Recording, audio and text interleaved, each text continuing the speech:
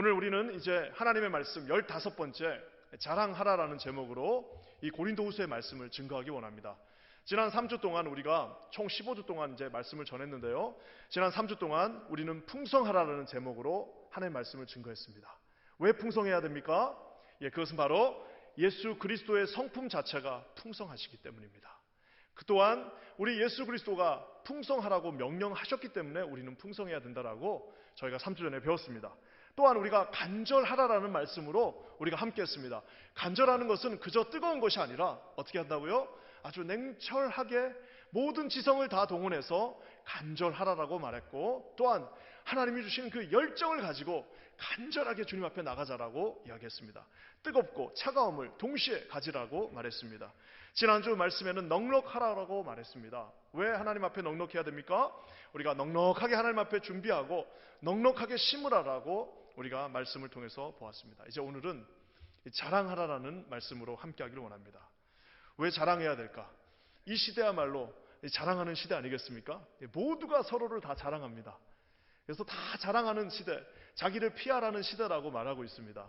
하지만 오늘 성경은 조금 다른 각도로 우리에게 자랑하라라고 말하고 있습니다. 어떻게 자랑해야 되는지, 왜 자랑해야 되는지, 무엇을 자랑해야 되는지, 어떤 자랑이 좋은 자랑인지 오늘 한번 말씀을 통해서 살펴보기를 원하는데요. 먼저 이 고린도 후서 10장 1절이요 특별하게 시작됩니다. 우리 한번 1절 한번 읽어볼까요? 1절입니다. 시작.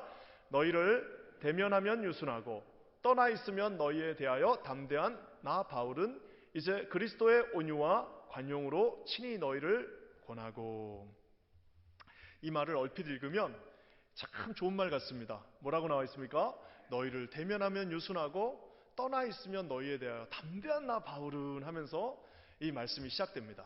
얼핏 읽으면 야, 바울이 자기 자신에 대해서 좋은 말 하나 보다라고 생각하는데, 놀랍게도 이 말은 바울이 한 말이 아닙니다. 누가 했을 말일까요? 이 말은 바로 바울을 공격하는, 바울을 어렵게 하는 사람이 했던 말입니다. 이거를 이제 유진 피터슨이 쓴 메시지 성경의 버전으로 한번 제가 이렇게 한번 번역해 봤습니다. 영어로 이렇게 되어 있습니다.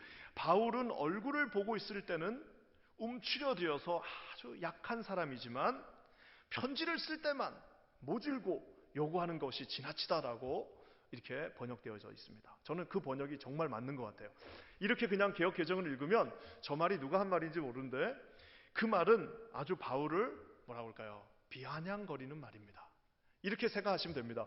아니 그 바울은 말이야 얼굴 보고 쳐다볼 때는 눈도 제대로 못 쳐다보면서 말도 더듬더듬거리고 말도 그렇게 약하게 하고 그 보니까 힘도 없어 보이고 아무것도 없는데 말이야 이 사람 어떻게 된 게 편지만 썼다 하면은 이렇게 세게 편지를 쓰는지 모르겠어.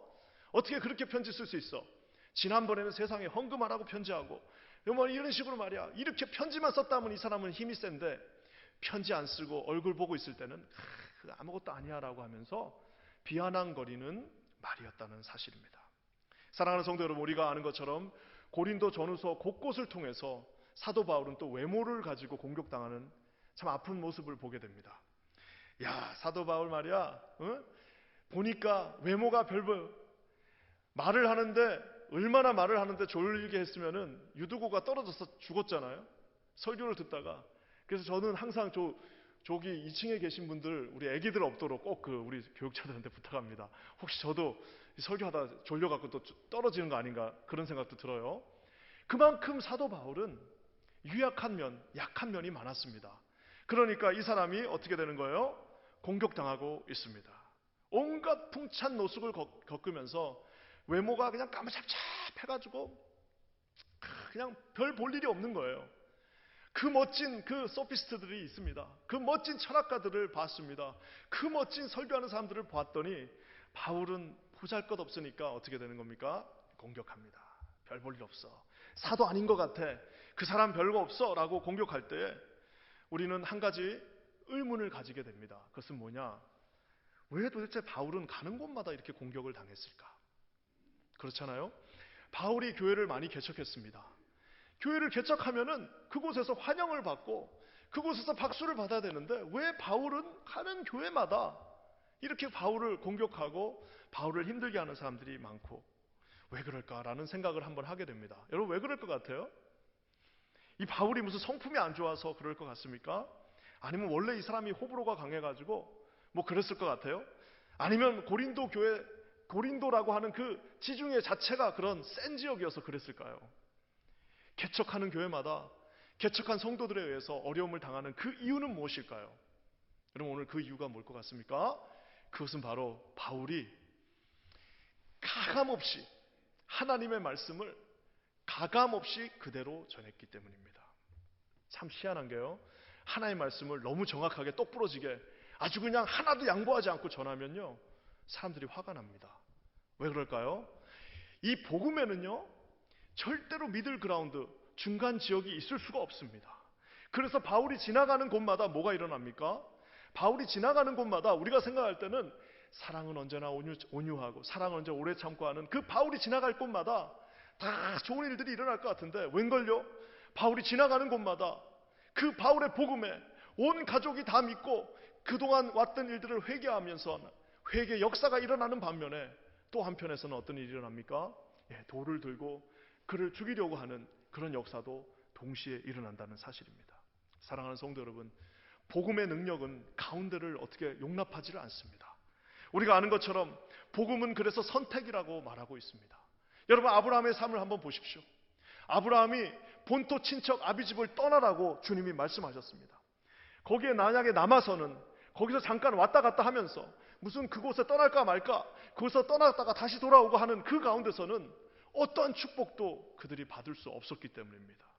남아서는 결코 그곳에서는 축복을 받을 수 없었기 때문에 주님께서 그 수천 마일 되는 본토 친척 아비집을 떠나라고 말하고 있습니다. 떠났기 때문에 이 창세기 12장이 아브라함과 함께 시작되었다는 사실을 여러분 기억하시기를 주님의 이름으로 간절히 축원합니다. 모세도 똑같지 않습니까? 모세에게 유월절 전날 모세가 이스라엘 백성들에게 그 문설주에다가 양의 피를 칠하라고 말했습니다. 그날 밤에 여러분, 그 유월절 전날 밤 이집트의 카이로에 있는 모든 집은 두 가지 초이스밖에 없습니다. 모세에게 순종하고 거기에 양의 피를 칠한 사람들은 모든 장남들이 그저 온전하게 살아남은 것이고, 만약에 그 말에 불순종하고 그 말을 듣지 않고 그 말을 무시한 모든 사람들의 여러분 입에 담을 수도 없는 그 놀라운 저주가 그곳에 일어났다는 사실입니다. 그날 밤 이집트의 그 카이로에는 딱 두 종류의 사람만 있습니다. 순종한 사람과 불순종한 사람밖에 없다라는 사실입니다. 홍해가 갈라졌을 때 우리가 잘 알고 있지 않습니까? 홍해가 모세의 그 지팡이에서 쩍하니 갈라졌습니다. 쩍하고 갈라진데 이제 이스라엘 백성들은 선택해야 됩니다. 뭘 선택합니까? 다 같이 그곳을 건너가든지 남든지, 중간에 홍해 가운데서 남을까 말까, 그거는 여러분 있을 수 없다라는 사실입니다. 혹시라도 거동이 불편한 어르신들이 있었다면 어떻게 했을까요? 걸을 수 없는 어르신이 있다면 그 자식에게 업혀서라도, 아니면은 여러 사람이 들 것을 들어서라도 그것을 함께 건너간 사람들은 사는 것이고, 건너가지 않는 사람들은 우상과 함께 있어야 된다는 사실입니다. 사랑하는 성도 여러분, 우리가 아는 것처럼 여호수아가 그 여호수아서를 마무리하면서 뭐라고 말해요?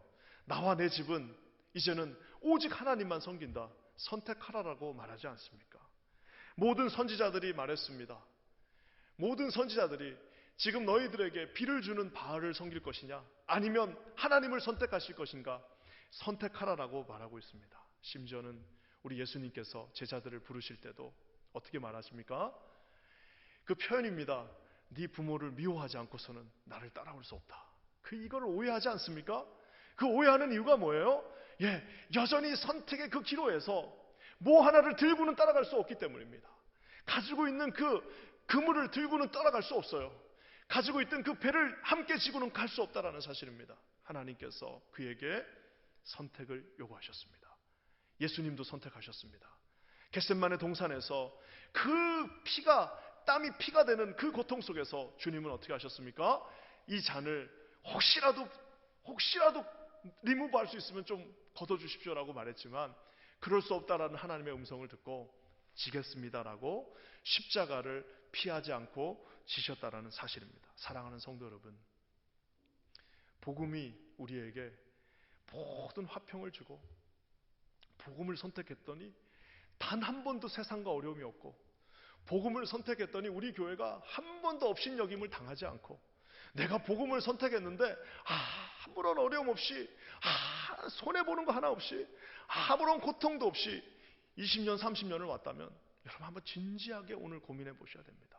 도대체 내가 선택한 복음은 무엇이고 바울이 선택했던 복음은 무엇이었길래 이렇게 큰 차이가 있을까라고 여러분 한번 자문해 보시는 저와 여러분 되시기를 주님의 이름으로 간절히 축원합니다. 오늘 바울은 복음을 선택했고 이제는 그 복음을 자랑하며 하나님 앞에 내가 두 가지를 자랑한다라고 말하고 있습니다. 저는 오늘 이 설교를 듣고 계신 모든 성도님들이 이 두 가지를 자랑하시는 저와 여러분 되시기를 주님의 이름으로 간절히 축원합니다. 먼저 무엇을 자랑할까요? 여러분 우리 한번 3절 말씀 한번 볼까요? 3절 다 같이 한번 읽어볼게요. 시작. 우리가 육신으로 행하나 육신에 따라 싸우지 아니하느라.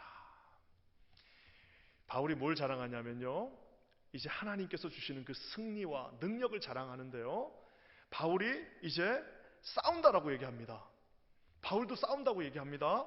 심지어 그 입에서 내가 이제는 싸우겠다, 더 이상 내가 참지 않고 싸우겠다라고 얘기하는데 한 가지 다른 것이 있습니다. 그것은 뭐냐?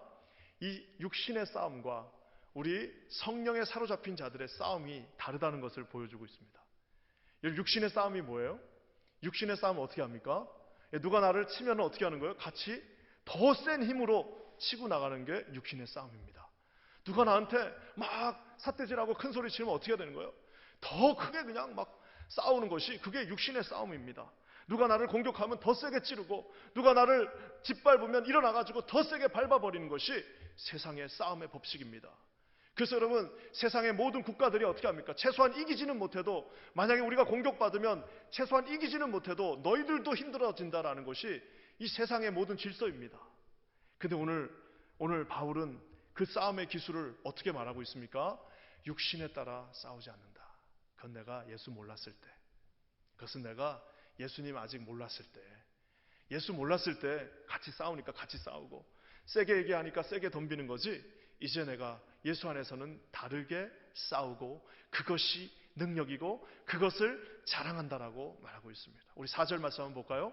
4절에 우리 그 방법에 대해서 우리 4절 말씀에 이렇게 나와 있습니다. 한번 다 같이 읽어볼게요. 시작. 우리의 싸우는 무기는 육신에 속한 것이 아니요 오직 어떠한 견고한 진도 무너뜨리는 하나님의 능력이라. 모든 이론을 무너뜨리며. 저기 뭐라고 나와 있습니까? 우리의 싸우는 무기는 육신에 속한 그 세상의 그 법칙, 그 세상의 힘, 그 내 능력이 아니다라고 오늘 말하고 있습니다. 오늘 뭐라고 말합니까? 오직 어떠한 견고한 진도 무너뜨리는 하나님의 능력, 오직 하나님이 주시는 그 능력으로, 오직 하나님께서만 하실 수 있는 그 능력으로 내가 싸우겠다라고 바울이 고백하고 있습니다. 사랑하는 성도 여러분, 우리가 하나님 앞에 성도로 부름을 받았습니다. 저와 여러분, 칼 들고 설치시는 분 아무도 없기를 주님의 이름으로 간절히 축원합니다. 베드로처럼 칼은 들었지만 결국 치지도 못해요. 용기가 없어서. 여러분, 이런 칼 들고 기밖에 칠 수 없는 그런 한심한 사람들 우리 가운데 한 분도 없기를 주의 이름으로 간절히 축원합니다. 우리 뭘 갖고 싸워야 되는 거예요? 하나님이 주신 능력으로, 하나님이 주시는 이 육신에 속하지 않은 그 능력으로 딜하시고, 그 능력으로 싸우시고, 그 능력으로 제압하시고, 그 능력으로 승리하시는 우리 모두가 되기를 주의 이름으로 간절히 축원합니다. 그래서 우리는 어떻게 해야 됩니까? 기도해야 됩니다. 하나님의 능력을 우리가 나가서 싸우는 것이 아니라, 참 저도 어떤 면에서는 목회자로서 부끄럽지만 이게 아직도 살아있어 갖고 그게 그냥 왔다 갔다 하는 것 같습니다. 하지만 날마다 주님 앞에 내 자신을 죽이면서 주님 앞에 나가는 이유는 뭐예요? 우리가 우리의 힘으로 싸우는 것이 아니라 하나님의 능력을 의지하고 기도로, 그 기도의 자리로 나가야 된다는 사실입니다.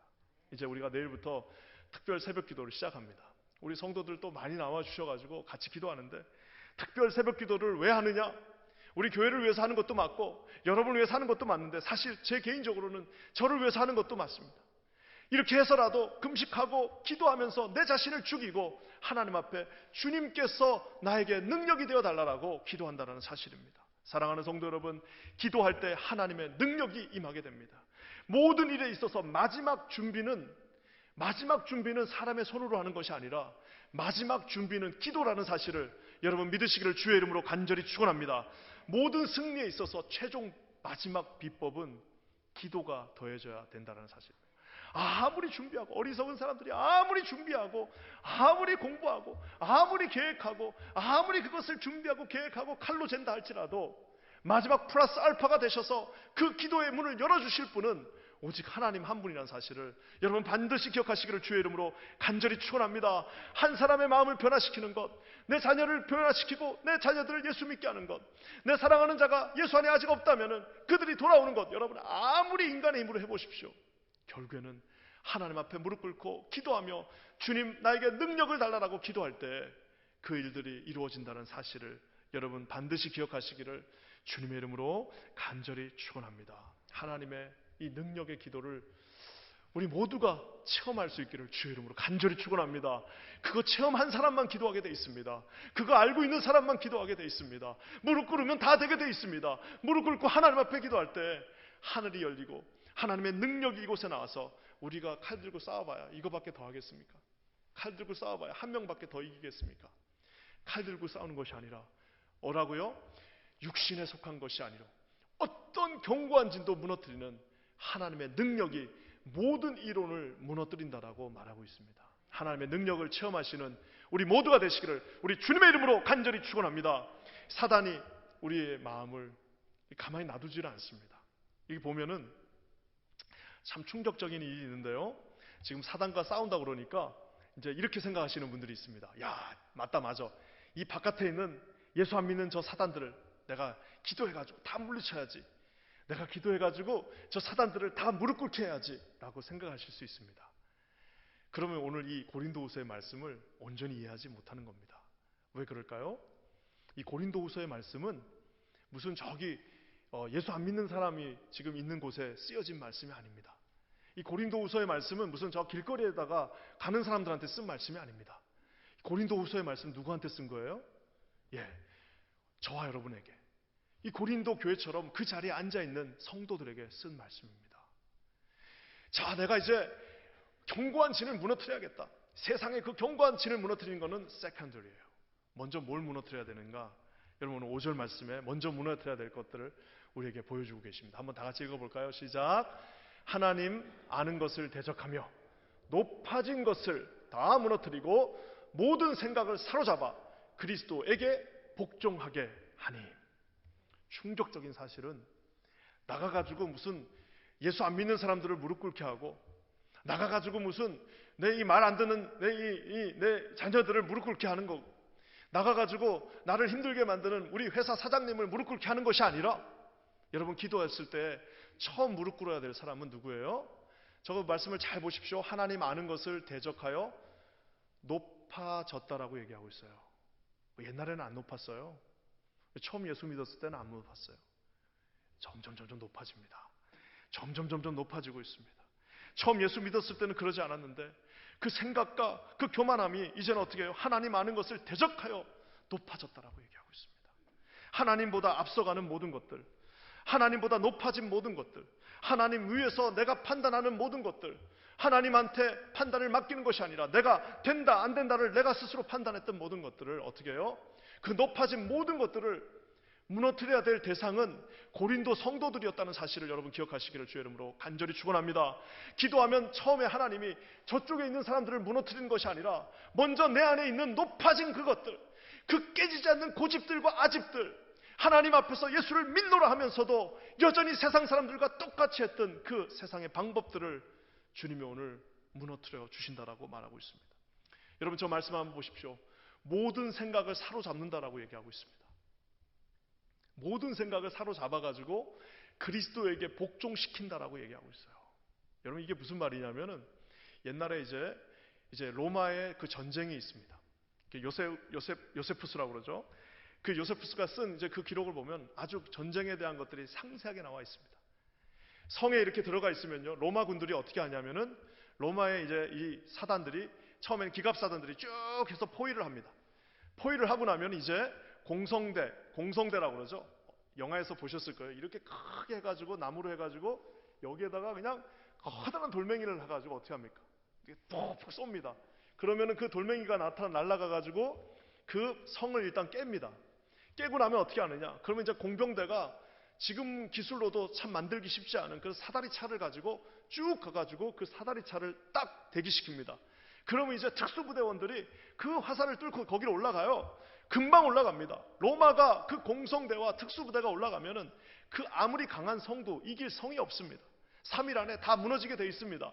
다 무너지고 나면 어떡합니까? 들어가서 문을 열고 나서 그 모든 로마의 군대가 들어가면은 모두가 다 무릎을 꿇게 돼 있습니다. 전쟁은 언제 끝나느냐? 쫄병들이 다 무릎 꿇는다고 끝나는 게 아닙니다. 거기 있던 왕과 거기 있던 가장 높은 사람들을 다 끌어가다가 어떻게 하는 거예요? 로마의 그 장군의 그 앞에 무릎을 꿇게 하고 그가 무릎을 꿇으면 전쟁이 끝이 나는 겁니다. 오늘 바울이 그 장면을 가지고 저와 여러분에게 설교하고 있습니다. 우리 인간의 모든 교만함과 내가 예수 안에 있다고 하면서도 교만했던 그 모든 생각들을 어떻게 한다고요? 예, 하나님 앞에 항복하고 그 예수의 발 앞에 사로잡아서 모든 인간의 그 생각들, 저와 여러분 사단이 얼마나 이 생각을 가지고 우리를 가만히 놔두지를 않지 않습니까?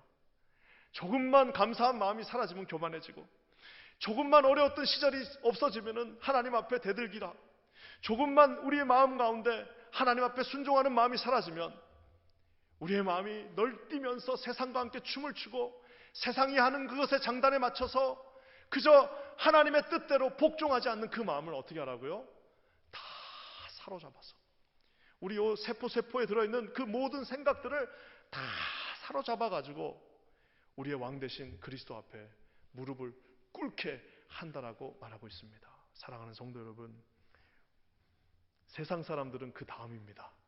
내가 그리스도에게 무릎 꿇고 나면 그때 앞에 주님이 서십니다. 우리가 무릎을 꿇지 않으면 내가 앞에서 싸워야 되는 거예요. 내가 하나님 앞에 무릎 꿇고 모든 생각을 그분께 드리면 그때 주님께서 그 앞에 나가심을 여러분 믿으시기를 주님의 이름으로 간절히 축원합니다. 우리 예수님이 믿는 저와 여러분이 그래서 우리가 자랑해야 될 것은 딱 한 가지입니다. 뭐예요? 내가 힘이 있어서 내가 싸울 수 있다? 내가 능력이 있어서 이것을 행할 수 있다? 내가 하나님 앞에 받은 달란트가 많아서 이것을 온전히 감당할 수 있다가 아니라 오직 하나님의 그 능력을 나는 찬양합니다. 하나님이 나에게 주신 그 능력을 찬양하고 오직 하나님만 높여드립니다라고 여러분 그것을 자랑하시는 저와 여러분 되시기를 주님의 이름으로 간절히 축원합니다. 하나님만 자랑하십시오. 하나님만 자랑할 때 하나님이 여러분에게 능력을 주시고 이 모든 우리의 생각들을 그리스도 앞에 복종케 하십니다. 세상에서도 반드시 승리하게 하실 줄 믿습니다. 우리 자신이 하나님 앞에 복종하면 하나님이 일하십니다. 하나님이 그 앞에 가십니다. 하나님이 그 앞에서 세상을 이기게 하는 능력을 주십니다. 여러분 이 주님을 신뢰하시는 저와 여러분 되시기를 주님의 이름으로 간절히 축원합니다. 또 한 가지 자랑하는 게 있습니다. 그것은 이 칭찬을 자랑해야 되는데 어떤 칭찬이냐 하면 하나님의 칭찬입니다. 2020년 작년도가 우리 대한민국 영화사에서는 아주 대단한 한 해였습니다. 우리가 아는 것처럼 우리 한국의 어떤 감독 한 분이 사관왕을 했죠. 아카데미상을 그렇게 많이 받았습니다.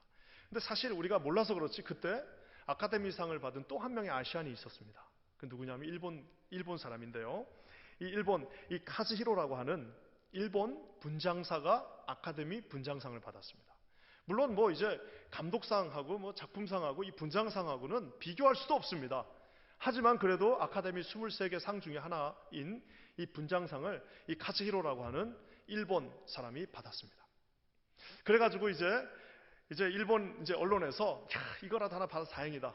이제 칭찬 좀 받아야겠다 해가지고 이제 인터뷰를 할 때 이제 그 시상식에서 인터뷰를 할 때 일본 기자가 물었습니다. 뭐라고 물었냐면은 일본에서의 그 경험과 일본 사람으로서의 그 유산이 당신에게 어떤 좋은 영향을 주었습니까? 라고 이제 이렇게 물었어요.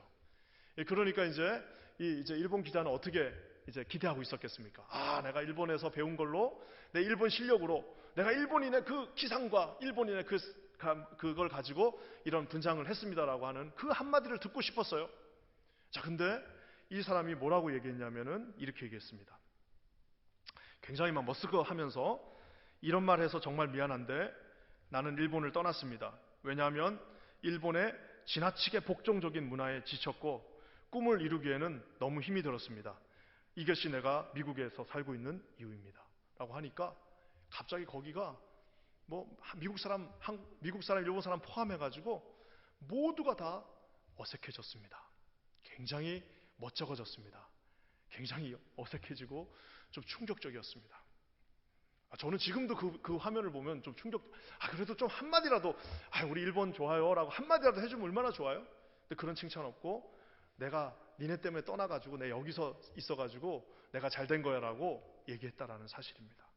저는 그 인터뷰를 보면서 그 생각이 들었습니다. 우리가 하나님 앞에서 나는 정말 최선을 다해서 주님을 섬겼다. 나는 정말 주님 앞에서 너무너무 칭찬받을 일을 많이 했다. 나는 이 주님 앞에서 내 인생을 걸고 내가 정말 최선을 다해서 하나님이 기뻐하시는 일만 골라서 했다라고 생각하고 천국에 갔더니 하나님께서 너 누구냐? 넌 네 일을 한 거야. 네 인생의 모든 DNA는 다 너의 영광을 위해서, 다 네가 좋아하는 거 그저 하나님 앞에 한 번도 무릎 꿇지 않고 넌 살아왔잖아 라고 혹시라도 하신다면, 여러분 세상에 그거보다 더 무서운 것이 어디 있겠습니까? 그 기자는 그냥 한번 무안하고 끝났지만, 만약에 천국에 갔는데 우리 주님께서 우리를 칭찬하시지 않는다면, 여러분 이것보다 더 심각한 문제가 어디에 있겠습니까? 세상 사람들은 어떤 칭찬을 합니까? 12절 말씀 한번 다 같이 읽어볼게요. 12절입니다. 시작. 우리는 자기를 칭찬하는 어떤 자와 더불어 감히 짝하며 비교할 수 없노라. 그러나 그들이 자기로서 자기를 헤아리고 자기로서 자기를 비교하니 뭐라고요? 지혜가 없도다. 자기가 자기를 칭찬합니다. 자기가 자기를 헤아리고 자기가 자기를 비교합니다. 누구도 그 앞에 들어갈 수가 없어요. 사랑하는 성도 여러분, 모든 판단의 기준은 오직 하나님 한 분이라는 사실을 여러분 반드시 기억하시기를 주님의 이름으로 간절히 축원합니다. 자기가 자기를 헤아리는 거 아닙니다. 자기가 자기를 판단할 수 없습니다. 자기가 자기를 비교할 수 없습니다. 오직 판단의 근원은, 우리를 판단하시는 분은, 우리를 칭찬하시는 분은 하나님 한 분이라는 사실을 반드시 기억하시기를 주님의 이름으로 간절히 축원합니다. 축구 선수가 아무리 그 사람이 얼굴이 너무 잘생겨가지고 관중들이 막 그 사람만 보고 있고, 여성 팬들이 와가지고 그 오빠 얼굴 한번 보려고 하고 있어. 감독이 딱 봤을 때 마음에 안 들면 어떻게 되는 거예요? 그냥 후보예요. 후보. 벤치 안에 앉아 있어야 돼요. 생긴 게 그냥 막 우락부락하게 생겨가지고 팬은 하나도 없어요. 그리고 그냥 하는 행동도 별로예요. 그래서 팬이 없어요. 팬이 없어. 전혀 없어요. 그렇지만 감독이 볼 때, 쟤는 나한테 꼭 필요한 사람이다 하면 어떻게 되는 거예요? 그 경기를 뛰는 것입니다. 사랑하는 성도 여러분, 세상 사람들이 우리를 칭찬하는 것, 그것 세컨드입니다. 먼저 주님의 칭찬을 받으시는, 그 주님의 칭찬을 자랑하시는 저와 여러분 되시기를 주님의 이름으로 간절히 축원합니다. 제가 그냥 인생 짧게 살았지만 제 경험을 보면은 주님이 칭찬하신 사람은 사람들도 나중에 칭찬하게 돼 있습니다. 주님이 칭찬하신 사람은 사람들이 나중에 다 알게 돼 있습니다. 결국에는 주님께 칭찬받을 때만 세상에도 칭찬받을 수 있다는 사실을 기억하시기를 주의 이름으로 간절히 축원합니다. 오늘 바울이 두 가지를 자랑했습니다. 하나는 뭐라고요? 하나님의 능력을 자랑하고 이제 하나님의 칭찬을 자랑하는데, 우리 17절 18절 말씀 한번 다 같이 읽어보겠습니다. 17절 18절입니다. 시작. 자랑하는 자는 주 안에서 자랑할지라. 옳다 인정함을 받는 자는 자기를 칭찬하는 자가 아니요 오직 주께서 칭찬하시는 자니라. 하나님만 칭찬하실 수 있습니다. 하나님의 칭찬만 중요합니다. 하나님이 칭찬하셔야 사람들도 칭찬합니다. 하나님이 칭찬하실 때 자녀들도 아버지를 존경하게 되어 있습니다. 하나님이 칭찬하실 때 결국에는 처음에는 오해받을 수 있고, 처음에는 좀 모자르고, 처음에는 좀 이상하다고 생각해도 하나님이 칭찬하시는 그 사람을 결국에는 모든 자들도 칭찬하게 되어져 있다는 사실. 저는 우리의 고귀한 인생이, 이 하나밖에 없는 이 거룩하고 존귀한 인생이 맞춰질 때 나중에 여러분 하나님이 눈 딱 뜨고 감았더니 우리 주님이 환하게 웃으시면서 well done. 야, 너 진짜 잘했다. 야, 나 너 본다고 나 얼마나 행복했는지 몰라. 너 짧게 살았지만 나 너 보면서 나 진짜 박수 많이 쳤다. 나 너 보면서 너무너무 행복했고, 내가 그때마다 성령을 보내서 너와 함께 동행했고, 네가 기도할 때마다 내가 함께 한 거 알고 있지? 라고 여러분 그 하나님의 음성을 들으시는 저와 여러분 되시기를 주님의 이름으로 간절히 축원합니다. 오늘 말씀을 마무리하면서요, 바울 정말 대단하지 않습니까? 그 60평생 조금 넘는 인생을 살면서 30대 때 예수를 만나고 나서 단 한 번도 저 기조 두 가지 뭐예요? 딱 하나님의 능력만 자랑하고 하나님의 칭찬만 자랑하는 저것이 변하지 않았습니다. 어떻게 가능할 수 있을까요? 여러분 보스턴에 가시면요, 그 보스턴에 특별한 도시가 하나 있습니다. 홉킨턴이라고 하는 도시가 있습니다. 2013년 이후에 이제 거기에 그 홈킨턴이라고 하는 도시가 유명합니다. 저 같은 사람한테 유명합니다. 왜 유명하냐면은 거기가 이 보스턴 마라톤 시작하는 동네입니다. 저도 꿈이 있습니다. 나중에 한번은 꼭 한번 마라톤을 끝내고 싶은데 그 도시가 이제 보스턴에서 한 40km 정도 이렇게 떨어진데 저쪽 서쪽에 있어요. 예전에 제가 2015년에 보스턴 갔을 때 거기를 꼭 방문했습니다. 거기 방문한 사람 아마 아무도 없을 거예요. 그 방문한 이유가 하나 있었습니다. 왜냐? 거기에 특별한 동상 하나가 있습니다. 거기 동상 하나가 있어요. 어떤 동상이냐? 어떤 아저씨가 어떤 휠체어 탄 어떤 젊은 사람을 이렇게 밀고 있는 동상이 하나 있어요. 이 이름이 누구냐 하면은 미스터 호잇이라고 하는 분의 동상입니다. 이 호잇이라는 분이 이제 40살쯤 됐을 때 아들이 하나 있었는데 그 아들이 이제 전신마비, 그때 15살 정도 됐었습니다. 그 아들이 이제 전신마비예요. 몸을 못 써요. 우리 아시잖아요. 몸 못 쓰셔서 움직일 수가 없어요. 근데 이 아버지가 이제 40살쯤 됐을 때 이 아들은 15살인데 이 아들이 자기는 뛰고 싶다는 거예요. 그거 어떻게 뜁니까? 몸을 움직이지도 못하고 기어가지도 못하는데. 그러니까 아버지가 이제 이 아들을 거기 휠체어에다 태우고 마라톤을 뛰었습니다. 휠체어에다 태우고 마라톤을 뛰니 여러분 그냥 뛰어도 이 마라톤을 끝낼까 말까인데 휠체어 타고 하니까 열몇 시간 만에 이제 끝냈어요. 그러고 났는데 이 아들이 뭐라고 얘기하냐면 아버지한테 이렇게 얘기했습니다. 아빠, 나는 달리고 있을 때 아무런 장애가 없는 것처럼 느껴져요. 내가 평소 때는 장애가 많은 것 같은데 달리니까 아무런 장애가 느껴지지 않아요. 라고 얘기를 하니까요. 이 아버지가 그 얘기를 딱 듣고 나서 1977년부터 무려 40년 동안 1300번에 걸쳐서 이 마라톤 경기 또 철인 3종 경기에 나갑니다. 아마 동영상 한 번쯤은 보신 분이 있을 거예요. 그 영상을 보고 제가 진짜 회개했습니다. 회개. 그 아저씨가 어떻게 하냐면은 15살 다 큰 아들을 어떻게 합니까? 보트에 태워가지고 처음에 그 이제 철인 3종 보면 처음에 수영하잖아요. 그 다 큰 아들을 보트에다 딱 태워가지고 그 허리에다가 자기 밧줄로 묶고 수영합니다. 그래서 그 아들을 끌고 가요. 그러고 나서 이제 다시 육지에 도착하면 그 아들을 번쩍 들어가지고 자전거에다 딱 싣습니다. 그래갖고 안전벨트 매고 자전거를 또 막 타가지고 100km가 넘는 그 길을 걸어갑니다. 자전거 다 끝나고 나면 이제 또 그 아들을 번쩍 들어가지고 휠체어에다 딱 앉혀요. 그리고 42.19km를 뛰어갑니다. 나중에는 얼마나 잘 뛰었냐면은 이제 마라톤은 2시간 40분 만에 끝내요. 세상에 그 장성한 아들을 끌면서 2시간 40분 만에 끝내니까 사람들이 이렇게 묻습니다. 아니, 당신 이제 마라톤 대회 한번 나가봐라. 당신 그 다 큰 아들을 끌고도 마라톤에서 2시간 40분이면 혼자 나가면 당신 1등 할 수도 있다. 한번 나가보라고 그러니까 이 아버지가 뭐라고 말하냐면 나는 마라톤 나가는 데는 아무런 이유가 없다. 내가 뛰는 이유는 단 한 가지. 우리 아들이 기뻐하기 때문이다. 우리 아들이 기뻐하기. 나는 마라톤 한다. 나는 유명해지는 것도 필요 없고 나는 누가 나한테 박수 치는 것도 필요 없고 내가 1등으로 들어가든 10등으로 들어가든 100등으로 들어가든 그것도 상관없고 내가 달리는 유일한 이유는 내가 달리는 동안 우리 아들이 장애를 느끼지 못하고 기뻐한다니까 난 달리는 거야 하시던 그분이 지난주에 소천하셨습니다. 저는 이제 그 인터뷰를 보면서 그분이 나는 아들을 위해서만 달린다. 그 말을 듣고 그 바울의 마음이 생각이 났습니다. 바울이 지금 두 가지만 자랑하고 있습니다. 하나님의 능력 그리고 하나님이 주시는 그 칭찬들, 그 결승선에 서 계신 주님만 바라보고 있습니다.